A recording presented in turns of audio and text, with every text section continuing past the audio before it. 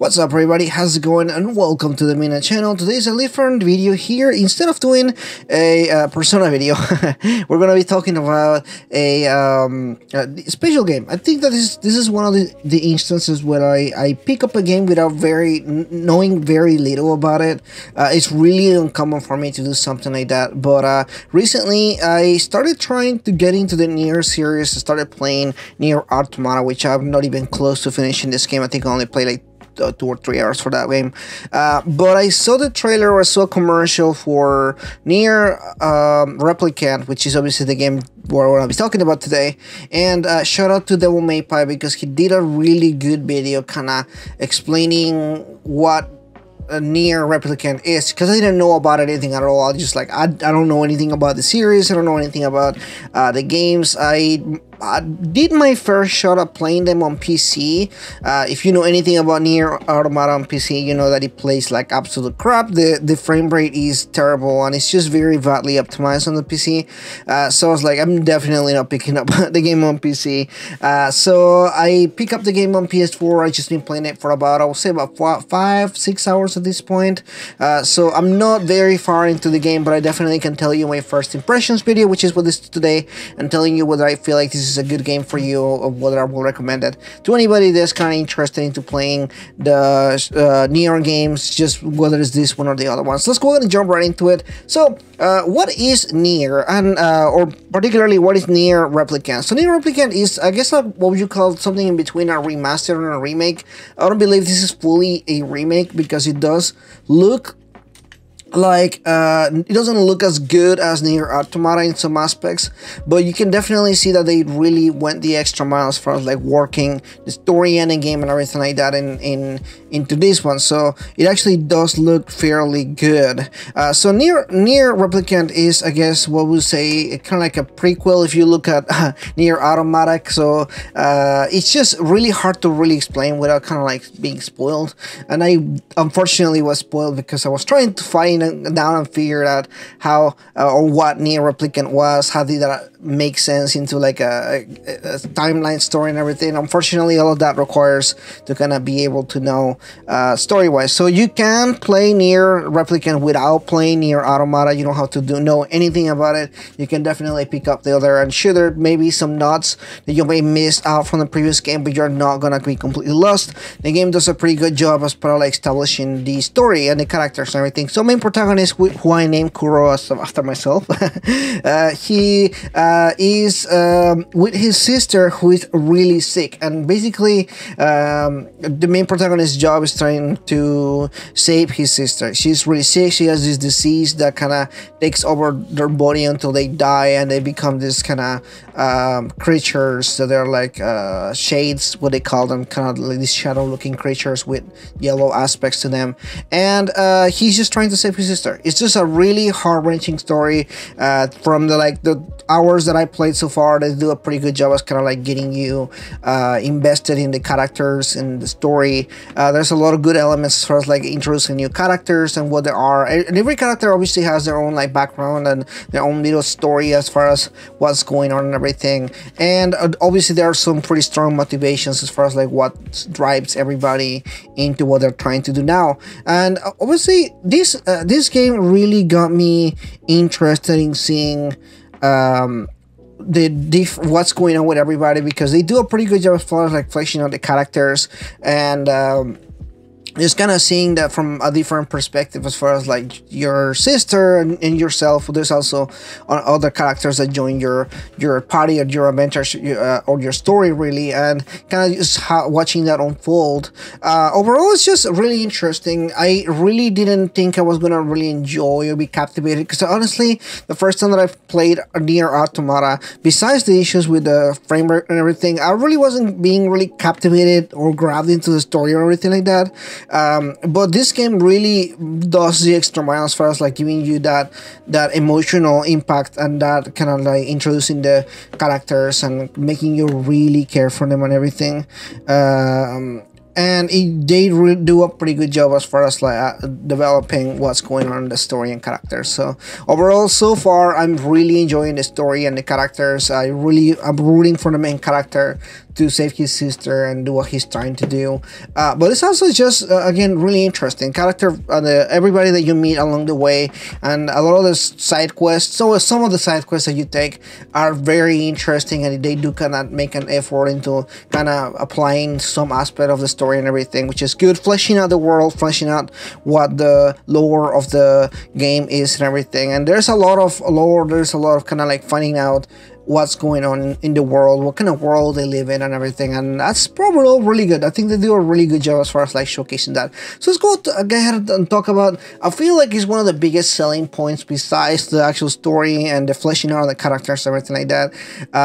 This aspect, I feel like it really is one of the bigger selling points of the story, and that is pertaining to the gameplay. The gameplay is actually really good in this game overall.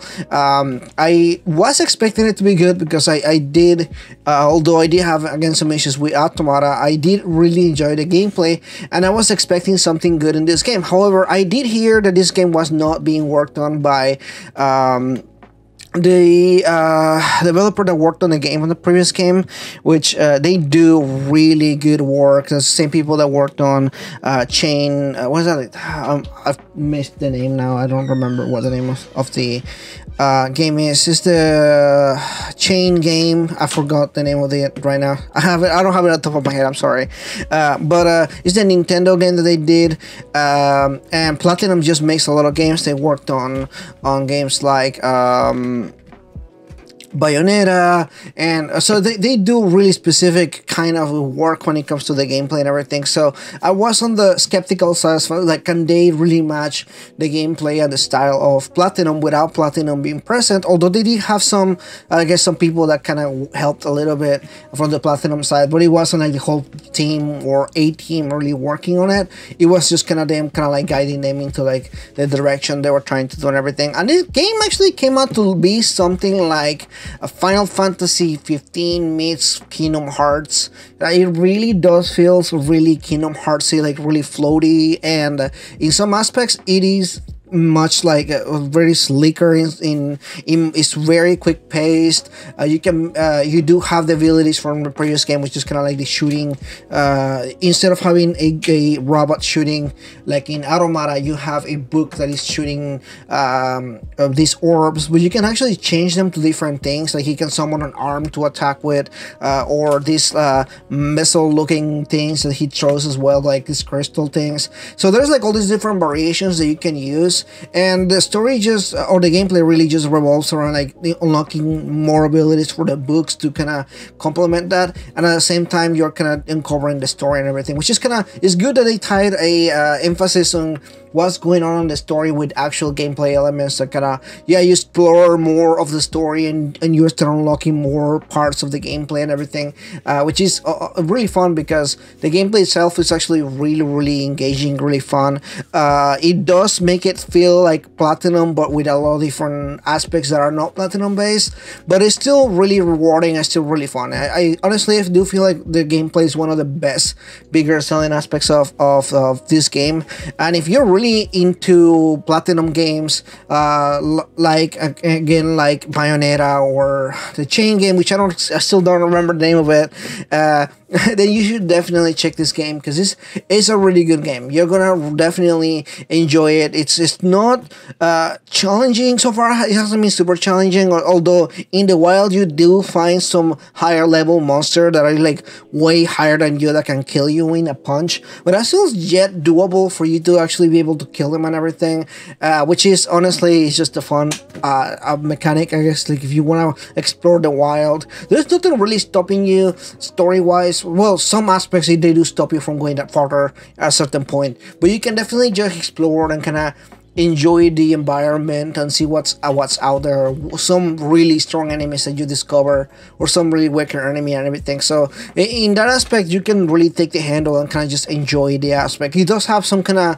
it's almost like both open world, but at the same time there's a lot of elements of story, which is the story really has kind of on rails at times when you have a specific story pattern, but at the same time there's still some aspects where you can really just explore and enjoy what you're looking at and everything. So it's really well handled in that aspect. It does allow you for a lot of freedom and discovery kind of thing. So really fun over there. So let's talk about the view, how the game just performs, how it looks, what's going on with the remaster aspect of this game and everything. So the game actually looks really good for what I would say like a remaster for a PS3 game, which obviously we're starting to get a lot of this.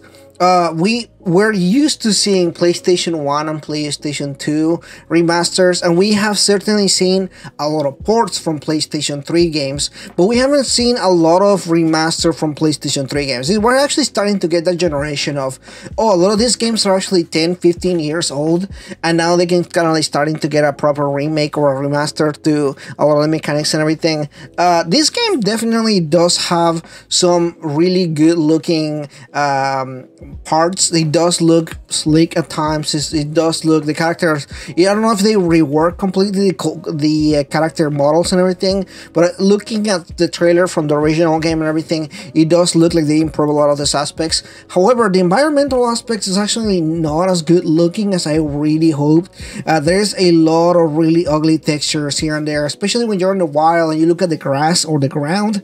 It is jarring at times looking at how slick the animations where your characters are or the enemies are and everything, and how like bizarre looking some of the ground or the mountains, some aspects really just it's really hard sometimes, and it is jarring at times, kind of seeing the two things, like how good looking your character is aside like how weird and kind of dirty looking some of the ground is, or the grass or something. I don't know, there's like it is some aspects that does kind of bother me at times. I mean, it's not gonna bother you if you're just running around and doing things and everything, but if you kind of just stop there and trying to maybe take some pictures or something, you can definitely see that, and it can be jarring at times. The music is good. The music is actually really good, and I can't say that it's bad or anything like that, but I don't, for my life of me, feel like it really fits the game. I don't really, when I'm fighting certain battles, the music almost like doesn't really match what's going on in the screen and everything, and this is just a weird complaint, I guess you can say. I don't necessarily think that it's bad. I do think the music is really good, and it is impressive, and it is beautiful, but I don't really think that it really matches the game itself, at least not the parts where you are exploring in the wild or fighting monsters and everything like that. It doesn't really match for me. At least it doesn't really click for me, like in a wow, it's a really good song. It is really good, it just doesn't really fit what's going on in the story or in the fight and everything. Now you can fight me on this one. It's really a preference thing, and again, I don't think the music is bad by any stretch, but I really just don't feel like it really matches some of the aspects. I don't know if it's just me or something, it just doesn't really do something for me. And the performance of the game itself is actually really good. Like I know I'm kind of like, it's almost like a question mark, because I'm obviously playing on the PlayStation 5. It is playing really good, really smooth. I didn't have any issues, and the screen can get really busy at times with a lot of the enemies attacking you from all kinds of directions, balls coming out to you, there's massive amount of hordes of enemies just coming at you and everything like that, and it just feels really stable. It does play pretty well, but again, this is a PS5. I don't know how it runs on other consoles or systems and everything, so it really just depends what you see out there. Anyway, that is pretty much in this video today. We're just going to talk about how I feel about it, what I liked and didn't like about the game so far. Do I think this is a good game? Yes, I really do think that this is a great game. I will recommend it for people that are interested into the series and everything. You don't, again, not necessarily have to have played other games. I feel like this is a pretty good point to kind of start for people that don't know anything about Nier. I particularly don't know much about it, although I'm being spoiled heavily by videos that I try to do some research for, but I will say, if you're interested in these games, definitely check them out. There's the gameplay is fantastic, and from what I hear, the stories are really good. So first thoughts and experiences so far, is a great purchase. Definitely some worth the 60 price, $6 price, I think. Thank you so much for watching this, guys. If you're new, please consider liking and subscribing. Let me know, are you excited for this game? Have you checked it out? And let me know in the comments below. If you're new, please consider liking, subscribing, and everything else. And I'll see you guys in the next video. Bye bye.